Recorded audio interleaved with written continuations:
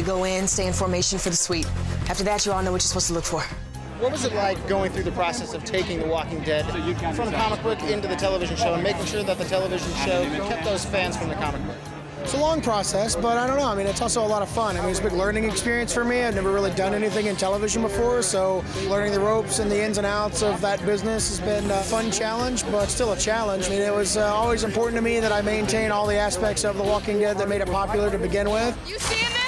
Was someone feeding these things? You know, I'm in the writer's room, but I don't direct episodes. Like, I'm not show running. You know, I'm in the process, but a lot of the heavy lifting is done by more talented, more skilled people than me. I'm getting better at it, I feel, writing my scripts, working in the TV format. I feel like I'm improving from year to year, but the process of actually making the show, I mean, everybody involved is getting better at what they're doing. They're learning, you know, what it takes to make an episode of The Walking Dead and perfecting our craft as we go. So I think every season gets better than the last, and I don't know, it's been a fun journey, and I hope it continues.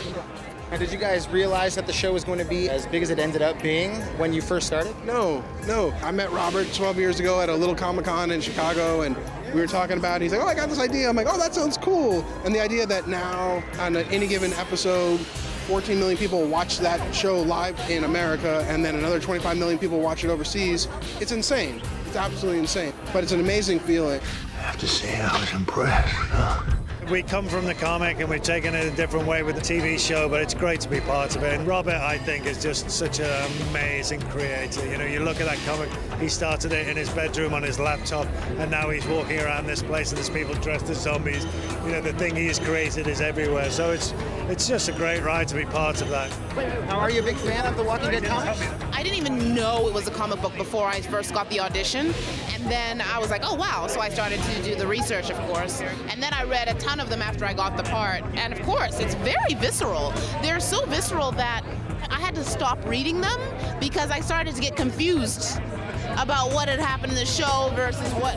I was like, no, that happened. No, it didn't. Oh, no, that was in the. I was like, oh my God. I feel like I lived through it because I read it on those pages. So I had to stop reading it so that I could actually do my job.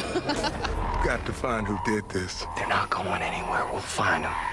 Tell me what it's like to be a part of the Walking Dead family and get to experience something like the 10th anniversary of The Walking Dead. Oh, man, I feel like a little bit like a rock star. Got a lot of rabid fans, man, a lot of passionate fans that appreciate the work. We got some amazing work going on. Kirkman is just the godfather of this whole thing as far as I'm concerned. So it's awesome, man. There's not a lot of us left. What can fans expect from the new season of Walking Dead? All kinds of great stuff. We're coming back. We're still in the prison. The governor's still out there. There's a lot of familiar elements that are still in play, but we're going to be seeing things in a new light. We're going to see a very different Rick Grimes with very different priorities, and things are going to kind of go to hell from there. It's going to be another brutal, dark, really intense season of The Walking Dead, and I can't wait for people to see it. Sanctuary. Is that a voice? Those who arrive survive.